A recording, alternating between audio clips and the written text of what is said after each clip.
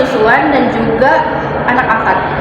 Pengertian dan macam-macam aborsi. Aborsi merupakan tindakan medis atau non-medis yang dilakukan untuk mengakhiri kehamilan sebelum janin mampu hidup di luar rahim ibu. Dalam istilah medis, aborsi dikenal sebagai terminasi kehamilan. Pengertian ini mencakup semua bentuk penghentian kehamilan baik yang terjadi secara alami maupun disengaja. Secara umum, aborsi berarti menggugurkan kandungan, yaitu mengeluarkan janin dari dalam rahim sebelum waktunya lahir secara normal. Biasanya, tindakan ini dilakukan ketika janin masih dalam tahap awal perkembangan dan belum memiliki kemampuan untuk hidup mandiri di luar tubuh ibu. Dalam bahasa Arab, aborsi disebut dengan istilah ijhad yang juga mengacu pada proses pengeluaran janin dari rahim sebelum waktunya. Aborsi menjadi topik yang sangat sensitif dan kompleks karena melibatkan aspek medis, etika, hukum, hingga agama. Dalam banyak masyarakat, termasuk masyarakat Indonesia, aborsi itu sering menjadi bahan perdebatan karena menyangkut dua sisi kehidupan: hak seseorang perempuan atas tubuhnya sendiri dan hak hidup seorang janin. Dalam praktiknya, aborsi bisa dilakukan karena berbagai alasan, mulai dari kondisi medis yang membahayakan keselamatan ibu, janin yang tidak berkembang secara normal, hingga alasan sosial dan ekonomi. Oleh karena itu, penting untuk memahami jenis-jenis aborsi agar tidak terjadi kesalahpahaman atau stigma yang berlebihan terhadap perempuan yang mengalami aborsi. Aborsi dapat dibagi menjadi dua jenis, yaitu aborsi spontan dan aborsi induksi. Keduanya memiliki latar belakang, proses, dan dampak yang berbeda, baik secara medis maupun hukum dan etika. Yang pertama itu aborsi spontan atau alami. Aborsi spontan adalah penghentian kehamilan yang terjadi karena tidak disengaja. Dalam dunia medis, kondisi ini dikenal juga sebagai keguguran. Aborsi jenis ini terjadi karena berbagai faktor yang tidak direncanakan atau tidak diinginkan oleh ibu hamil. Beberapa penyebab umum aborsi spontan antara lain adalah kelemahan janin, kelainan kromosom, gangguan hormon, infeksi, atau kondisi kesehatan ibu yang tidak memungkinkan kehamilan berkembang dengan normal. Selain itu, faktor usia, gaya hidup yang tidak sehat, stres berat, atau riwayat medis tertentu juga dapat meningkatkan risiko terjadinya keguguran. Pada aborsi spontan, janin keluar dari rahim tanpa adanya intervensi medis untuk menggugurkannya secara sengaja. Karena terjadi secara alami dan bukan hasil dari keputusan ibu hamil atau pihak lain, maka secara umum aborsi spontan tidak dianggap sebagai tindakan berdosa. Dalam konteks agama, terutama dalam Islam, aborsi spontan tidak dipersalahkan karena tidak ada unsur kesengajaan di dalamnya. Ibu yang mengalami keguguran justru sering kali mendapatkan perhatian khusus, baik secara emosional maupun spiritual, karena mengalami kehilangan yang menyedihkan. Yang kedua itu ada aborsi induksi, itu sengaja. Dengan aborsi spontan, aborsi induksi adalah penghentian kehamilan yang dilakukan secara sadar dan disengaja dengan tujuan tertentu. Prosedur ini dilakukan dengan cara medis maupun non-medis agar janin dikeluarkan sebelum waktu kelahirannya. Hukum aborsi dalam Islam dari sisi hukum positif, di Indonesia aborsi hanya diperbolehkan dalam kondisi-kondisi tertentu seperti darurat medis atau akibat pemerkosaan sebagaimana diatur dalam Undang-Undang Kesehatan Nomor 30 Tahun 2009. Setiap tindakan aborsi yang dilakukan di luar ketentuan hukum ini dapat dikenakan sanksi pidana. Hal ini menunjukkan bahwa negara juga menempatkan aborsi sebagai isu penting yang harus dikaji secara hati-hati dengan mempertimbangkan sisi medis, etik, dan sosial. Aborsi dalam Islam pada dasarnya dilarang karena dianggap sebagai tindakan menghilangkan nyawa janin tanpa alasan yang dibenarkan syariat. Namun, ada pengecualian jika aborsi dilakukan untuk menyelamatkan nyawa ibu, dan itu pun sebelum janin ditiupkan ruhnya sebelum 120 hari kehamilan. Dalil yang digunakan dalam Quran Surat Al-Isra ayat 31 yang berbunyi, Bismillahirrahmanirrahim, wala taqtulu auladakum khasyata imlaq. Nahnu narzuqukum wa iyyakum inna qatlahum kana hid'an kabira. Yang artinya, dan janganlah kamu membunuh anak-anakmu karena takut kemiskinan. Kamilah yang memberi rizki kepada mereka dan juga kepadamu. Ayat ini menunjukkan larangan membunuh anak, termasuk janin, karena alasan duniawi seperti kemiskinan atau ketakutan masa depan.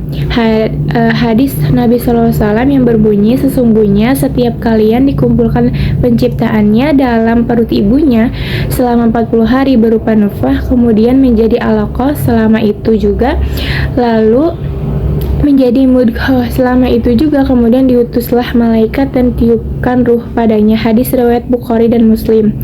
Hadis ini menjadi dasar bahwa ruh ditiupkan pada usia kehamilan 120 hari, dan setelah itu janin dianggap makhluk hidup sepenuhnya, sehingga aborsi setelah masa ini adalah pembunuhan. Materi selanjutnya yaitu pengecualian aborsi yang diperbolehkan. Menurut Majma' al-Fiqih al-Islami dan fatwa-fatwa ulama, aborsi diperbolehkan dalam keadaan darurat. Seperti yang pertama itu mengancam nyawa ibu, yaitu aborsi diperbolehkan demi menyelamatkan nyawa ibu. Dalilnya yang berbunyi, janganlah kamu menjatuhkan dirimu sendiri ke dalam kebinasaan, yang terdapat dalam Quran Surah Al-Baqarah ayat 195. Yang kedua yaitu janin cacat berat dan tidak bisa bertahan hidup, yaitu harus dibuktikan dengan hasil medis dari 2 atau lebih dokter ahli dan dilakukan sebelum 120 hari kehamilan. Yang ketiga yaitu korban pemerkosaan. Sebagian ulama memperbolehkan aborsi sebelum 120 hari jika kehamilan menyebabkan penderitaan psikologis berat bagi korban. Pendapat ini diambil oleh sebagian ulama kontemporer. Materi yang selanjutnya yaitu pengertian persusuan. Persusuan atau ar-radha'ah adalah proses seorang anak meminum air susu dari wanita selain ibu kandungnya, baik secara langsung dari payudara maupun tidak langsung, yaitu melalui botol atau media lainnya, dalam keadaan bayi masih di bawah umur 2 tahun. Menurut syariat Islam, persusuan yang memenuhi syarat-syarat tertentu dapat menimbulkan hubungan mahram, yaitu hubungan seperti anak dan ibu kandung, sehingga haram untuk menikah, seperti yang dijelaskan dalam Quran Surah An-Nisa ayat 23. Selanjutnya yaitu materi syarat sah menjadi persusuan yang mahram. Untuk menjadi mahram, persusuan itu harus memenuhi 4 syarat. Yang pertama adalah anak disusui sebelum usia 2 tahun. Sebagaimana firman Allah dalam Quran Surat Al-Baqarah ayat 233 yang artinya, para ibu hendaklah menyusui anak-anaknya selama 2 tahun penuh.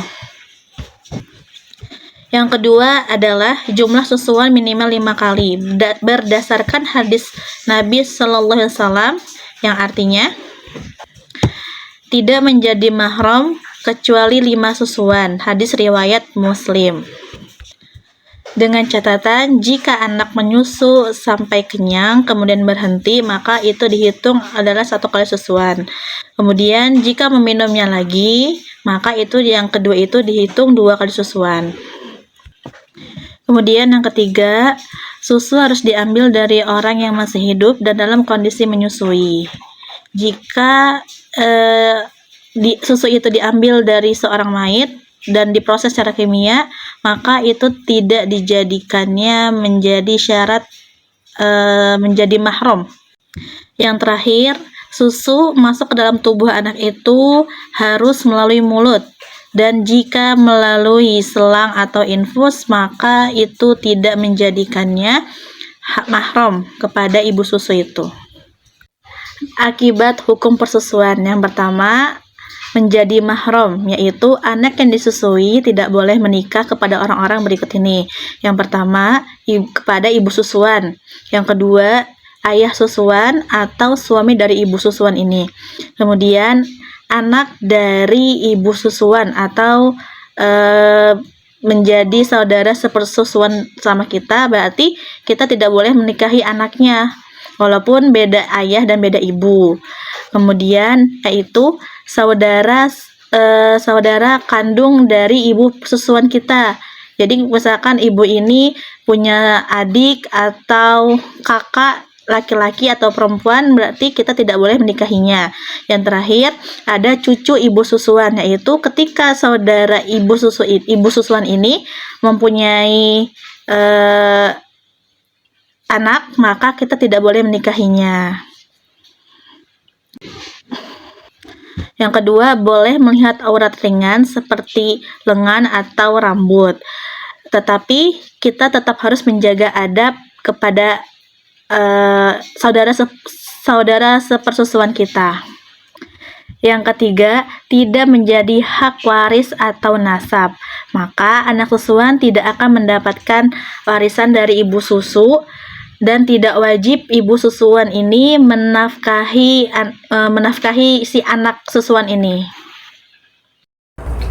Anak angkat adalah anak yang diambil atau diangkat oleh seseorang untuk diasuh dan dirawat tanpa pengasuh atau tanpa mengubah nasab atau garis keturunan asli anak tersebut. Dalam Islam, anak angkat tidak menjadi anak kandung secara nasab, sehingga hubungan hukum dan warisan berbeda dengan anak kandung.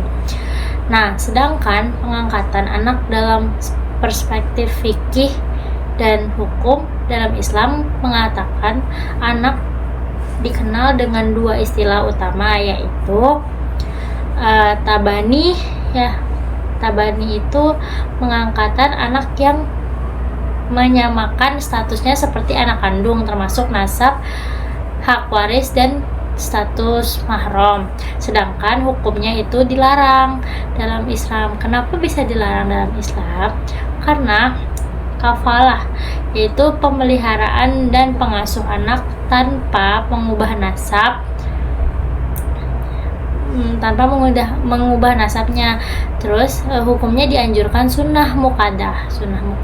Status hukum anak angkat yaitu satu anak angkat hanya memiliki hubungan pengasuhan, bukan hubungan darah dengan orang tua angkatnya.